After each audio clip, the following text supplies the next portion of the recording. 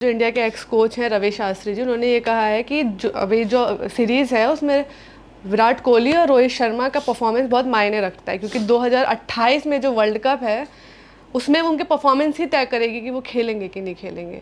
तो फिर वही सवाल उठता है कि क्या उनको प्लानिंग चल रही है उनको टीम से बाहर करने की, जैसे पहले भी करा हुआ है कई बार कुछ प्लेयर्स के साथ, जिसमें जहीर खान है, युवराज हैं, सहवाग हैं। इस पर क्या कहना चाहते हैं? देखिए, मैंने अभी आपको बताया, मैं फिर से बता रहा हूँ, रोहित शर्मा जो है टेस्ट नहीं खेल रहे हैं, संन्यास रिटायर हो गए। विराट कोहली टेस्ट नहीं खेल रहे, रिटायर हो गए। T20 में दोनों नहीं खेल रहे हैं। अब इनके पास एक ही चीज़ बची है, वनडे क्रिकेट। और वनडे क्रिकेट ये पहला कप्तानी से हटने के बाद में रोहित शर्मा के टीम में होते हुए शुभमन गिल कप्तान है। और शुभमन गिल जो है वो बिल्कुल नौजवान कप्तान है उनकी तुलना में उसके रोहित शर्मा की। लेकिन रोहित शर्मा का जहाँ तक प्रश्न है वो ये है कि ऐसा पहली बार नहीं हो रहा है कि कोई खिलाड़ी वो अपने से जूनियर की कप्तानी में खेल रहा हो। मैं आपको बहुत सारे उदाहरण देता हूँ। एक जो सबसे बड़ा उदाहरण है वो 92 के वर्ल्ड कप का है। हालांकि उससे पहले हीरो कप का भी है, हीरो कप उससे पहले 89 का है। तो हमारे इंडिया के क्रिकेट में सबसे बड़ा उदाहरण है अजहरुद्दीन का कप्तान बनने का। अजहरुद्दीन जो है वो मोहम्मद अजहरुद्दीन, उनके कप्तान बनने का देश में सबसे बड़ा उदाहरण है। उन्होंने 300 लगातार किए थे अपने डेब्यू पर। वो दुनिया के एकमात्र ऐसे खिलाड़ी हैं जिन्होंने 300 लगातार किए टेस्ट में, 1 2 3, 3 टेस्ट, 3 शतक, चौथा ही मार देते, 50 उसमें भी कर दी थी। वो संभवतः नोट आउट रहे थे, पारी घोषित हो गई थी, लेकिन चौथा ही मार दिया था उन्होंने। तो अजहरुद्दीन को जब कप्तान बनाया गया तो टीम में कई सीनियर प्लेयर थे, जैसे कपिल देव थे, रवि शास्त्री थे, यही जैसे गावस्कर थे। तो टीम में कई सीनियर प्लेयर थे जो अजहरुद्दीन से बड़े थे। तो बहुत सारे लोग जो है उनकी कप्तानी स्वीकार करने के लिए तैयार नहीं थे कि नहीं, बहुत जूनियर, हमसे बड़ा कप्तान बना दिया। तो कुछ खिलाड़ियों ने मदद की, बताते हैं कि कपिल देव ने मदद की अजहरुद्दीन की, कि नहीं मैं आपको सपोर्ट करता हूँ, आप कप्तान हैं, आई विल सपोर्ट यू। इससे पहले गावस्कर के साथ हुआ था ऐसा 83 के वर्ल्ड कप में। बड़ी इंपॉर्टेंट बात आपने बता दी। 83 के वर्ल्ड कप में गावस्कर तो अजहर से अलग थे, मगर 83 के वर्ल्ड कप में जब कपिल देव को कप्तान बनाया गया तो गावस्कर को ये बात चुभ गई थी। 83 के वर्ल्ड कप में गावस्कर खुद कप्तान रहना चाहते थे, लेकिन कपिल देव को कप्तान बनाया गया तो गावस्कर पूरे टूर्नामेंट में, वर्ल्ड कप के, अच्छा नहीं खेले। पूरे टूर्नामेंट में उनकी परफॉर्मेंस काफ़ी ख़राब रही। हालांकि इंडिया ने वो वर्ल्ड कप जीता, इतिहास में दर्ज हुआ। उसके बाद हम आगे बढ़े तो सचिन तेंदुलकर जब कप्तान बने तो अजहरुद्दीन जो है उनके सीनियर थे। तो अजहरुद्दीन की बल्लेबाजी में एकदम बदलाव आ गया।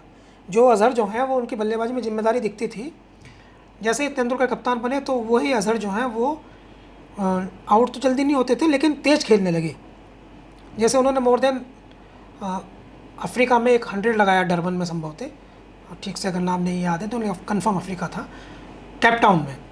वहाँ उन्होंने 70-72 गेंद में 100 लगाया टेस्ट में। उसके बाद आउट हो गए। यानी अपनी जिम्मेदारी की भावना से नहीं बल्कि एग्रेसिव खेलते थे।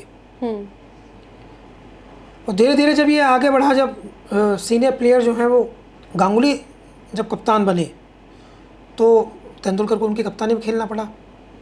वो असहजता एक पैदा हुई, कई सीनियर प्लेयर थे। तो ऐसा तो पूरी दुनिया में होता है, होता तो पूरी दुनिया में है। ऑस्ट्रेलिया कम उम्र के कप्तान बना देता है।